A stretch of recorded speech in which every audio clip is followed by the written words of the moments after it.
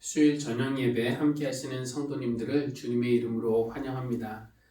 4월 6일 초중고 개학 전에 코로나19 바이러스의 확산을 확실히 그 기세를 꺾는 전국민적인 노력을 하고 있고, 또 우리도 남은 기간 더 강도 높은 사회적 거리두기를 실천하고 있습니다. 3월 내내 만남을 최소한으로 줄이는 것이 내향성이 강한 저에게도 쉽지 않은 일이었는데, 또 외향성을 가지신 분들은 더 어려울 것이라고 예상합니다. 저는 여러분들의 얼굴을 뵙지는 못하지만 또 영상 예배를 통해서 우리가 한 분이신 하나님을 함께 바라볼 수 있다는 것만으로도 위로를 삼습니다. 우리 주님께서 이 예배를 통해서 여러분을 만나주시고 또 필요한 은혜를 채워주시기를 빕니다. 우리 부르신 곳에서 함께 찬양하도록 하겠습니다.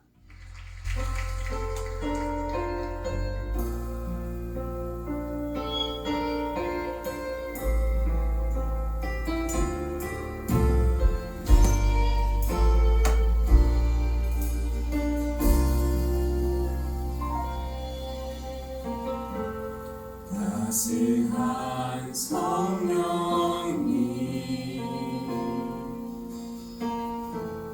마음으로 보내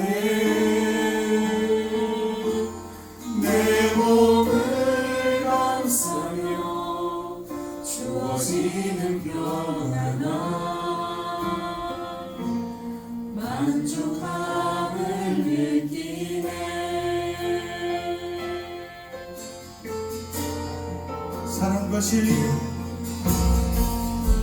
사랑과 진리에 한 줄기 빛 보내 내 몸을 감싸며 주어지는 평안함 그 사랑을 느끼네. 곳에서 나는 예배하네. 어떤 상황에도 나는 예배하네. 부르신 곳에서 나는 예배하네. 어떤 상황에도 나는 예배하네. 부르신 곳에서 나는 예배하네. 그 상황에도 나는 예배하네. 부르신 곳에서 나는 예배하네. 그 상황에도 나는 예배하네.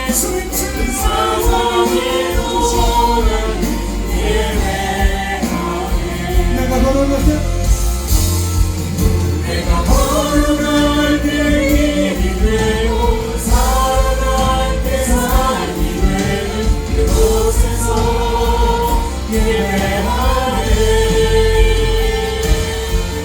내가 걸어갈 때 길이 되고 살아갈 때 삶이 되는 그곳에서 우리 믿음으로 나아갑시다. 내가 걸어갈 때 길이 되고 살아갈 때 삶이 되는 그곳에서 예배하네. 내가 걸어갈 때 길이 되고 살아갈 때 삶이 되는 그곳에서 예배하네. 부르신 곳에서 예배하네.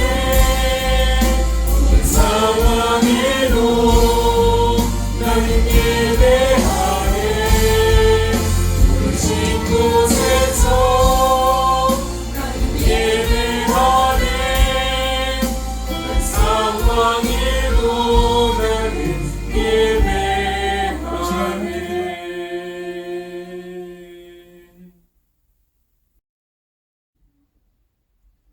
오늘 함께 나눌 하나님의 말씀은 요한복음 9장 13절에서 마지막 절까지 말씀입니다. 신약성서 요한복음 9장 13절부터 마지막 절까지 말씀을 교독하도록 하겠습니다. 그들은 전에 눈먼 사람이던 그를 바리새파 사람들에게 데리고 갔다. 그런데 예수께서 진흙을 개어 그의 눈을 뜨게 하신 날이 안식일이었다. 바리새파 사람들은 또다시 그에게 어떻게 보게 되었는지를 물었다. 그는 그분이 내 눈에 진흙을 바르신 다음에 내가 눈을 씻었더니 이렇게 보게 되었습니다 하고 대답하였다. 바리새파 사람들 가운데 더러는 말하기를 안식일을 지키지 않는 것으로 보아서 그는 하나님에게서 온 사람이 아니오 하였고 더러는 죄가 있는 사람이 어떻게 그러한 표징을 행할 수 있겠소 하고 말하였다. 그래서 그들 사이에 의견이 갈라졌다. 그들은 눈멀었던 사람에게 다시 물었다. 그가 당신의 눈을 뜨게 하였는데 당신은 그를 어떻게 생각하오? 그가 대답하였다. 그분은 예언자입니다. 유대 사람들은 그가 전에 눈먼 사람이었다가 보게 되었다는 사실을 믿지 않고 마침내 그 부모를 불러다가 물었다. 이 사람이 날 때부터 눈먼 사람이었다는 당신의 아들이요? 그런데 지금은 어떻게 보게 되었소? 부모가 대답하였다. 이 아이가 우리 아들이라는 것과 날 때부터 눈먼 사람이었다는 것은 우리가 압니다. 그런데 우리는 그가 지금 어떻게 보게 되었는지도 모르고 또 누가 그 눈을 뜨게 하였는지도 모릅니다. 다 큰 사람이니 그에게 물어보십시오. 그가 자기 일을 이야기할 것입니다. 그 부모는 유대 사람들이 무서워서 이렇게 말한 것이다. 예수를 그리스도라고 고백하는 사람은 누구든지 회당에서 내쫓기로 유대 사람들이 이미 결의해 놓았기 때문이다. 그래서 그의 부모가 그 아이가 다 컸으니 그에게 물어보라고 말한 것이다. 바리새파 사람들은 눈 멀었던 그 사람을 두 번째로 불러서 말하였다. 영광을 하나님께 돌려라. 우리가 알기로 그 사람은 죄인이다. 그는 이렇게 대답하였다. 나는 그분이 죄인인지 아닌지는 모릅니다. 다만 한 가지 내가 아는 것은 내가 눈이 멀었다가 지금은 보게 되었다는 것입니다. 그래서 그들은 그에게 물었다. 그 사람이 내게 한 일이 무엇이냐? 그가 내 눈을 어떻게 뜨게 하였느냐? 그는 대답하였다. 그것은 내가 이미 여러분에게 말하였는데 여러분은 고지 듣지 않았습니다. 그러면서 어찌하여 다시 들으려고 합니까? 여러분도 그분의 제자가 되려고 합니까? 그러자 그들은 그에게 욕설을 퍼붓고 말하였다. 너는 그 사람의 제자이지만 우리는 모세의 제자이다. 우리는 하나님께서 모세에게 말씀하셨다는 것을 알고 있다. 그러나 그 사람은 어디에서 왔는지 우리는 알지 못한다. 그가 그들에게 대답하였다. 그분이 내 눈을 뜨게 해주셨는데도 여러분은 그분이 어디에서 왔는지 모른다니 참 이상한 일입니다. 하나님께서는 죄인들의 말은 듣지 않으시지만 하나님을 공경하고 그의 뜻을 행하는 사람의 말은 들어주시는 줄을 우리는 압니다. 나면서부터 눈먼 사람의 눈을 누가 뜨게 하였다는 말은 창세로부터 이제까지 들어본 적이 없습니다. 그가 하나님께로부터 오신 분이 아니라면 아무 일도 하지 못하셨을 것입니다. 그들은 그에게 말하였다. 내가 완전히 죄 가운데에서 태어났는데도 우리를 가르치려고 하느냐? 그리고 그들은 그를 바깥으로 내쫓았다. 바리새파 사람들이 그 사람을 내쫓았다는 말을 예수께서 들으시고 그를 만나서 물으셨다. 내가 인자를 믿느냐? 그가 대답하였다. 선생님, 그분이 어느 분입니까? 내가 그분을 믿겠습니다. 예수께서 그에게 말씀하셨다. 너는 이미 그를 보았다. 너와 말하고 있는 사람이 바로 그다. 그는 주님, 내가 믿습니다. 하고 말하고서 예수께 엎드려 절하였다. 예수께서 또 말씀하셨다. 나는 이 세상을 심판하러 왔다. 못 보는 사람은 보게 하고 보는 사람은 못 보게 하려는 것이다. 예수와 함께 있던 바리새파 사람들이 이 말씀을 듣고 나서 말하였다. 우리도 눈이 먼 사람이란 말이요. 함께 예수께서 그들에게 말씀하셨다. 너희가 눈이 먼 사람들이라면 도리어 죄가 없을 것이다. 그러나 너희가 지금 본다고 말하니 너희의 죄가 그대로 남아있다. 아멘. 지난 주일 요한복음 9장 1절에서 12절까지의 본문으로 말씀을 나누었습니다. 태어나면서부터 눈먼 사람이 있었는데 예수님이 진흙과 실로암이라는 방법으로 그의 눈을 뜨게 하셨지요. 진흙에는 안식일을 어기시면서까지 우리를 어둠에서 한시라도 빨리 건져내시고자 하시는 예수님의 긍휼한 마음을 느꼈습니다. 또 보냄을 받았다는 뜻의 실로암은 바로 예수님 자신을 상징하는 것임을 배웠습니다. 예수님이 이 일을 행하신 목적은 당신이 세상의 빛이라는 것, 그리고 우리의 캄캄한 세상을 밝힐 수 있는 유일한 분이라는 것을 알려주시기 위해서였습니다. 이 9장 전체는 바로 나면서부터 눈멀었던 이 사람의 간증 이야기라고도 할 수 있겠는데요. 간증이라는 것은 쉽게 말하면 증언이라고 할 수가 있겠습니다. 내가 증인의 입장에 서서 예수님이, 하나님이 혹은 성령님이 내 삶의 무대에서 어떤 일을 행하셨는지를 증언하는 것, 그것이 간증입니다. 우리가 일반적으로 생각하기로 간증은 전도에 유용한 도구가 되죠. 초신자들은 설교를 통해서보다는 간증을 통해서 하나님을 더 쉽게 알아갑니다. 내가 경험하고 믿게 된 그 간증 이야기가 다른 사람에게 하나님을 믿게 되는 계기가 됩니다. 그래서 간증에는 그런 힘이 있습니다. 그런데 이 9장을 살펴보면은 이 눈먼 사람의 간증이 아무도 믿음으로 이끌지 못했다는 것을 우리가 볼 수 있는데요. 오히려 듣고 있던 유대인들로 하여금 예수님에 대해서 더 적대감을 갖도록 했습니다. 그의 말을 듣고 있던 바리새인들은 그 말을 듣고 협박하기도 했고 또 욕설을 퍼붓기도 했고 쫓아내기도 하면서 끝까지 변하지 않았습니다. 오히려 예수님을 더 반대하고 더 미워했습니다. 그렇다면 이 사람의 간증은 실패입니까? 전도로서는 실패일지 모르지만 꼭 그렇지만은 않습니다. 그 사람의 간증을 통해서 얻은 것은 다른 사람의 전도가 아니라 자신의 신앙 성장이었다는 겁니다. 이것이 간증의 진짜 능력인데, 간증은 다른 사람에게 유익이 된다기보다는 자기 자신에게 더 유익합니다. 예수님에 대한 이 사람의 고백이 어떤 식으로 발전했는지 한번 살펴보도록 하겠는데, 지난 주일 우리는 예수님이 땅에 침을 뱉으시고 진흙을 기어서 그 사람의 눈에 발라주셨다는 것, 그리고 실로암 못에 가서 씻으라고 하심으로써 그 사람의 눈을 뜨게 하셨다는 것을 읽었습니다. 그런데 사람들이 미심쩍어 했습니다. 하긴 태어나면서부터 눈멀었던 거지가 멀쩡한 모습으로 나타났으니 이 사람이 그와 같은 사람인지 믿기 어려웠을 겁니다. 이 사람이 그 사람 맞나? 라고 누가 말했더니 이 사람이 그 사람이다 라고 말하는 사람도 있었고, 또 그가 아니라 비슷한 사람이다 라고 주장하는 사람들도 있었습니다. 그가 듣고 있다가 내가 그 사람이 맞다 라고 하자 사람들이 물어봤어요. 어떻게 눈을 뜨게 되었소?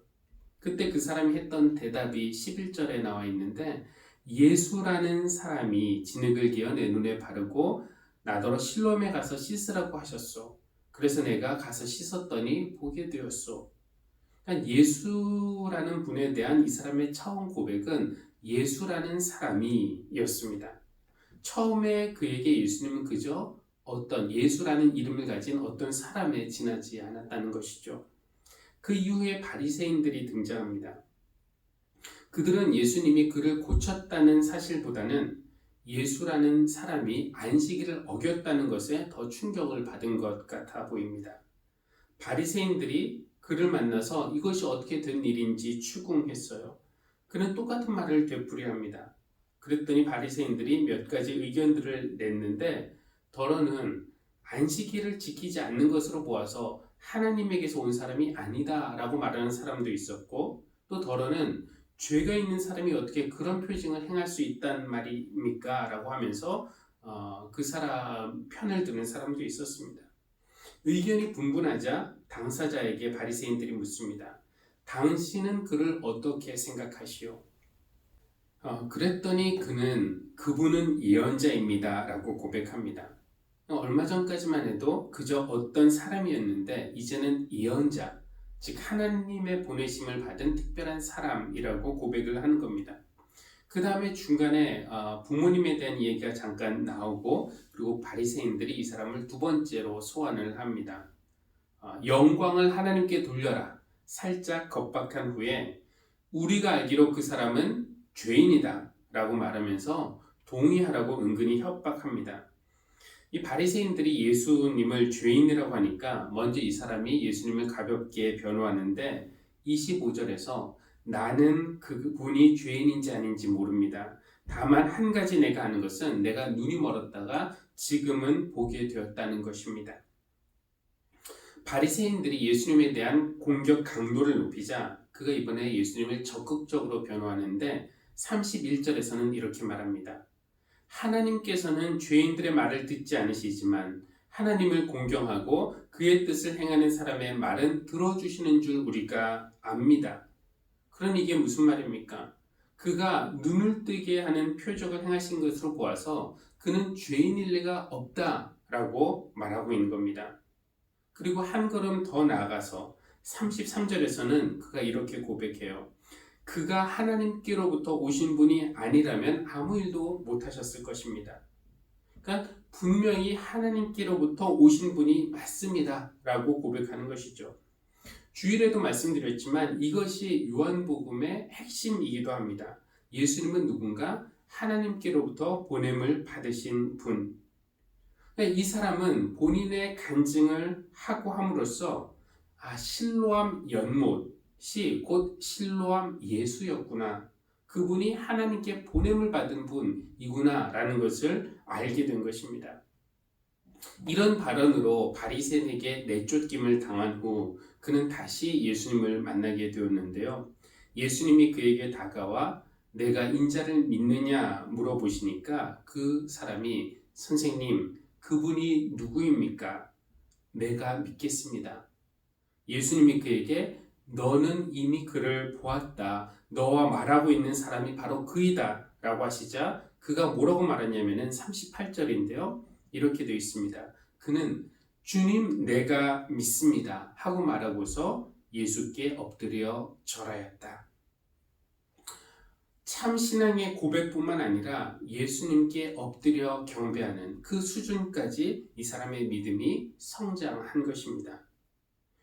고침을 받은 후에도 처음에는 예수라는 어떤 사람이라고 정도로 알고 있던 사람이 그 다음에는 예수님을 예언자라고 고백을 했고 그 다음에는 예수님을 방어하고 변호하면서 자기가 예수님 편이라는 것을 확실히 밝혔고 그 다음에는 하나님에게서 오신 분이라고 고백을 했고 마지막에는 인자로 주님으로 고백하고 믿고 경배했습니다.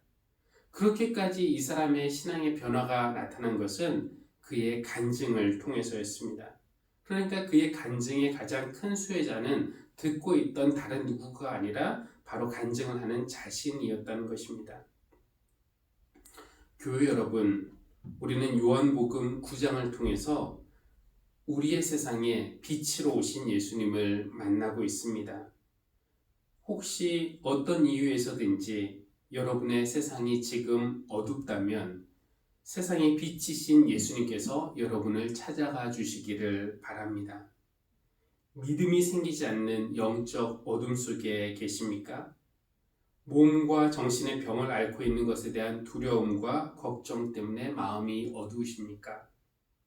관계의 깨짐 때문에 삶이 어두운 경우, 미래에 대한 불안 때문에 어두운 경우, 경제적인 압박 때문에, 외로움 때문에, 고립 때문에, 열등감 때문에 내 세상이 캄캄해진 경우, 어떤 경우에서든지 어떤 이유에서든지 여러분이 지금 어둠 중에 계시다면 우리 주님께서 여러분의 삶에 환하고 따뜻한 빛을 비춰주시기를 기도합니다. 여러분의 눈이 뜨이고 귀가 열리고 그리고 입도 열려서 여러분에게 빛으로 오신 그분을 나눠보십시오. 예수님을 만난 여러분의 이야기가 다른 사람에게 도움이 되면 좋겠지만 혹시 그렇지 않더라도 그 이야기를 통해서 여러분의 믿음이 더 분명해지고 성장하기를, 그래서 예수님이 더 이상 여러분에게 그냥 어떤 사람이 아니라 아니면 훌륭한 선생님이나 예언자가 아니라 내 믿음의 대상, 내 예배의 대상이 되시는 그런 귀한 분이 되시는 분이 되시기를 간절히 바랍니다. 우리 찬송가 288장 예수를 예수로 나의 구주 삼고 함께 찬양하겠습니다.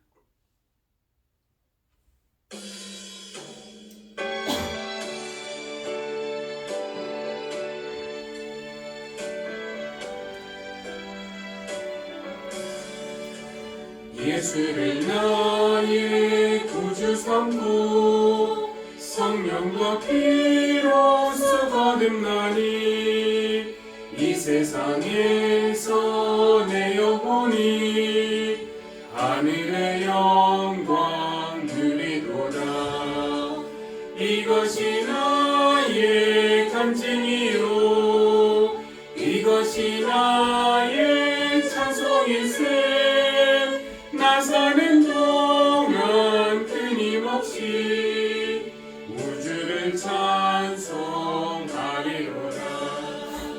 온전히 주께 맡긴네요. 사랑의 음성을 듣는 중에 천사들 왕래하는 것과 하늘의 영광 보리로다. 이것이 나의 간증이요 이것이 나의 찬송일세. 나 사는 동안 끊임없이 우주를 찬송하리로다. 주 안에 기쁨 누림으로 마음의 풍랑이 잔잔하니 세상과 나는 간 곳 없고 구속한 주만 보이도다. 이것이 나의 간증이요 이것이 나의 찬송일세. 나 사는 동안 끊임없이 구주를 찬송하리로다.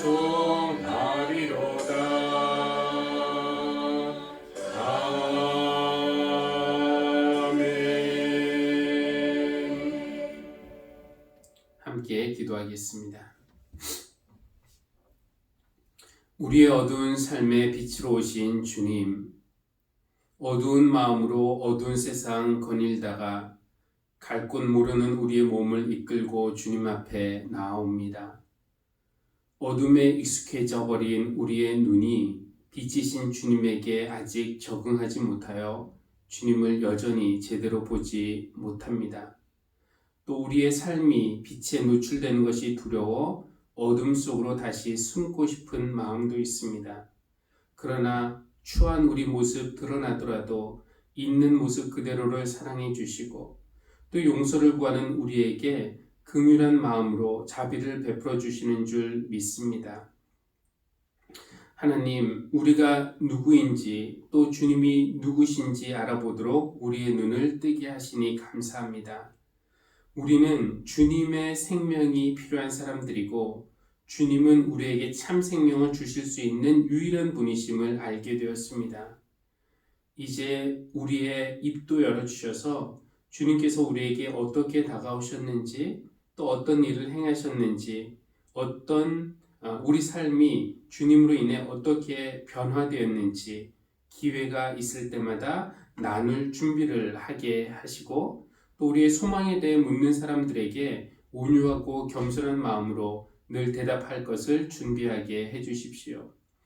우리의 간증을 통해 주님이 전해지길 원하지만 그렇게 안 되더라도 우리의 믿음은 주님 안에서 자랄 줄 믿습니다. 이제는 예수님이 우리에게 그냥 어떤 사람이 아니라 또 예언자만이 아니라 우리의 믿음과 경배의 대상인 줄 아오니 교회에서나 세상에서나 구별 없이 빛을 모신 사람으로 빛을 발하며 살 수 있도록 우리를 인도해 주십시오. 예수님의 이름으로 기도합니다. 아멘. 이제는 세상의 빛이신 우리 주 예수 그리스도의 은혜와 창조주 하나님이신 아버지의 사랑과 우리의 위로자이며 치료자 되시는 성령님의 감화감동 교통하심이 한때 빛을 본 사람에서 이제는 빛을 모신 사람으로 그리스도의 빛을 바라며 살기 원하고 또 그렇게 살기로 결단하는 모든 사랑하는 성도님들 위해 지금부터 영원까지 늘 함께 하시기를 간절히 축원합니다. 아멘.